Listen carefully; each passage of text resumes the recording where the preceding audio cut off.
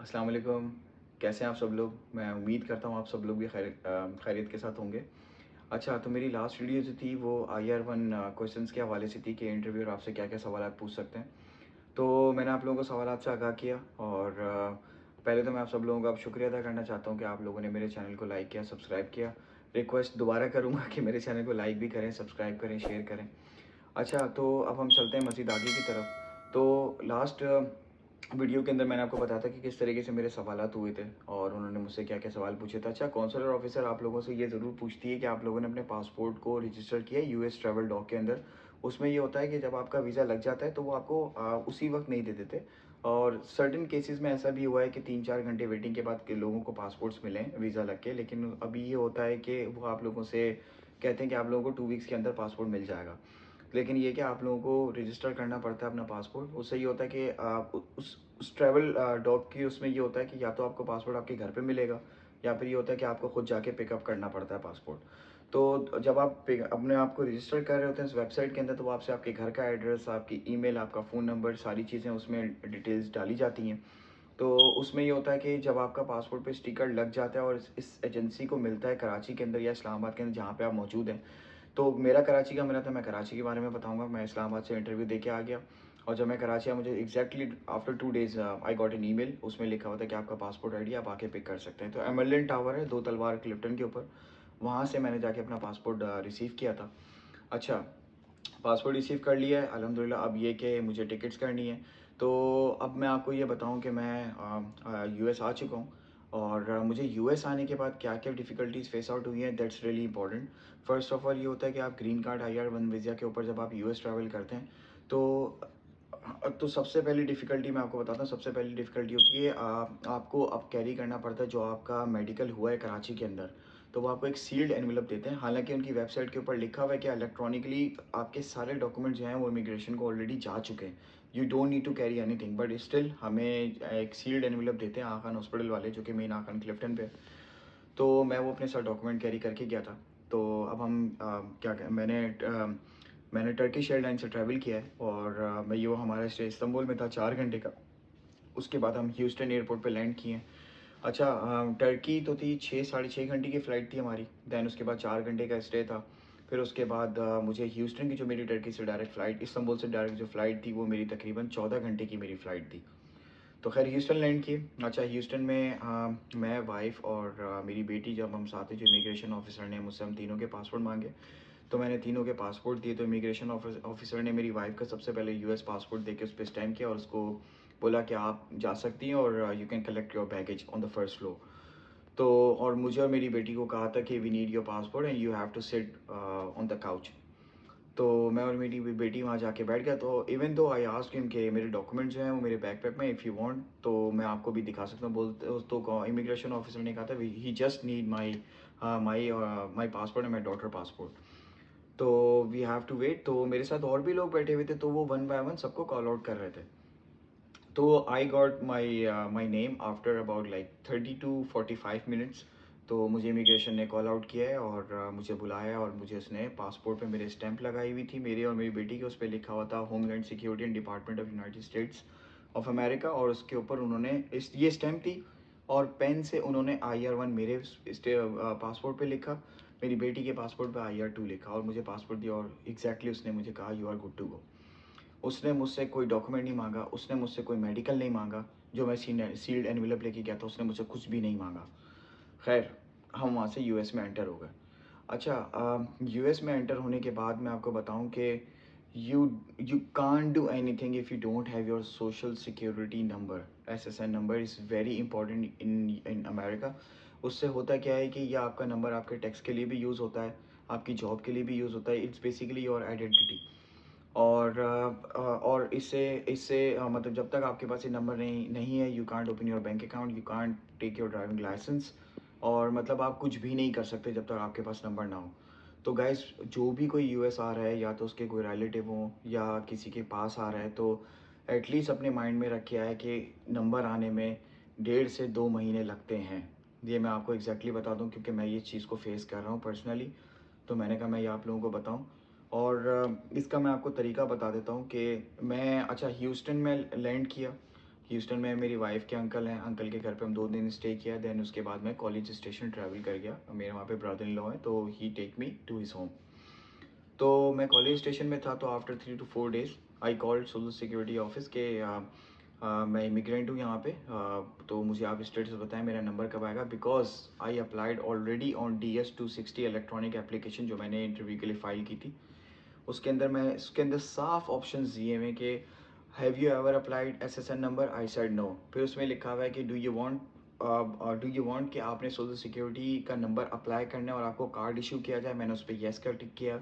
Then third option उसके अंदर ये था कि आप सोशल सिक्योरिटी अप्लाई कर रहे हैं तो डिपार्टमेंट ऑफ होमलैंड सिक्योरिटी आपसे परमिशन मांगते हैं, क्या हम ये आपकी आइडेंटिफिकेशन सोशल सिक्योरिटी नंबर वालों के ऑफिस के साथ शेयर कर सकते हैं। उस पर मैंने येस टिक किया हुआ।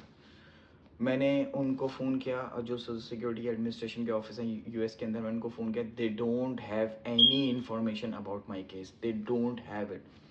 तो I call like 3 to 4 times। जब उनके पास कोई इन्फॉर्मेशन नहीं थी तो I personally went in to their office, because मैं कॉलेज स्टेशन में था, वहीं रह रहा था।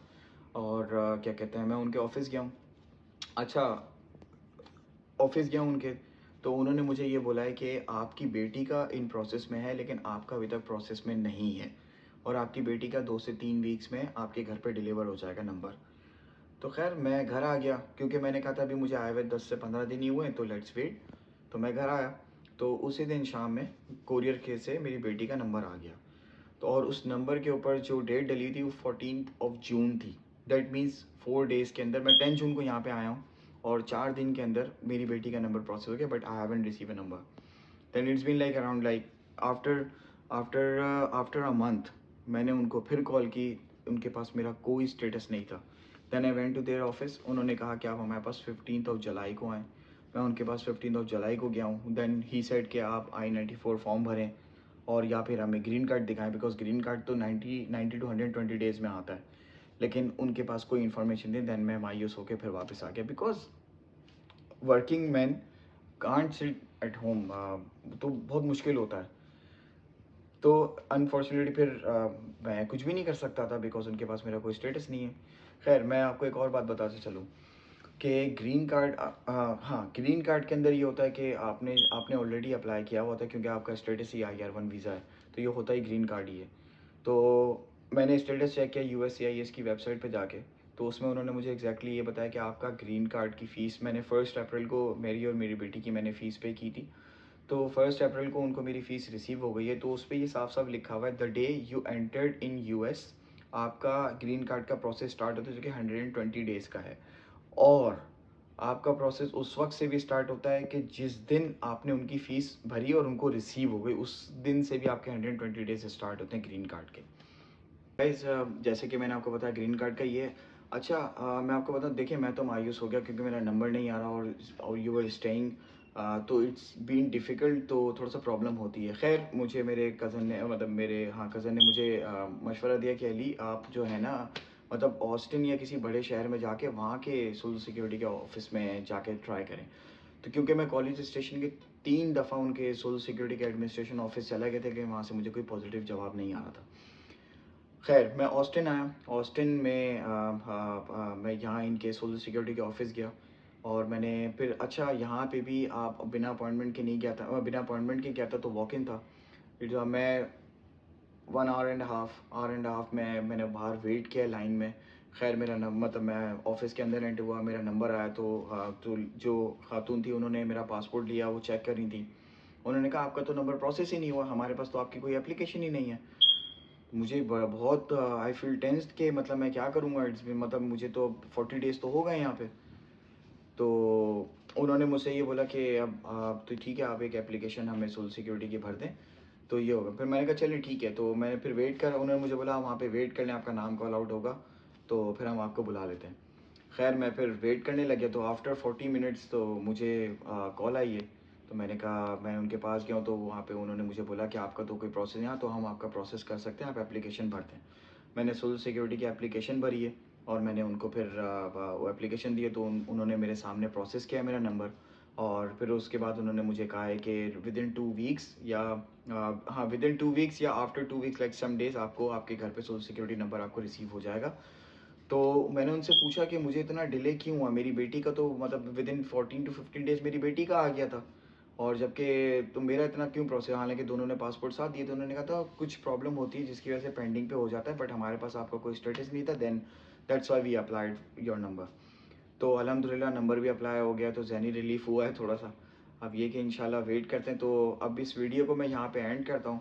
फिर मैं आपको और बताऊँगा कि अभी आगे से गाड़ी किस, क्योंकि मैं खुद अभी गाड़ी ढूँढ रहा हूँ, और बस इंशाल्लाह ताला फिर मैं आपको आगे मज़ीद अपडेट करता हूँ और आगे सारी चीज़ें बताऊँगा कि किस तरीके से क्या प्रोसेस है। तो गाइज़, अगर आपका नंबर नहीं आया तो आप उनके पास जाएँ, उनको आप बताएँ कि आपके वीज़े के ऊपर नीचे लिखा हुआ है I-55-1 permanent residence in US. तो आप उनको ये बोलें मैं इस वीज़ा के ऊपर हूँ, मेरा सोशल सिक्योरिटी नंबर क्यों नहीं आ रहा? तो अगर आपके नंबर अभी तक नहीं आया तो आप वहाँ जाके उनको क्लेम करें, वो आपकी एप्लीकेशन फ़ाइल कर देंगे उसी वक़्त। तो और 2 वीक्स के अंदर आपको रिसीव हो जाएगा इंशाल्लाह। तो मतलब मैं ये समझता हूँ कि वीडियो आप लोगों के लिए गाइस हेल्पफुल होगी, जो लोग यूएस में आ रहे हैं और उनको डिफ़िकल्टीज़ फ़ेस आउट हो रही हैं।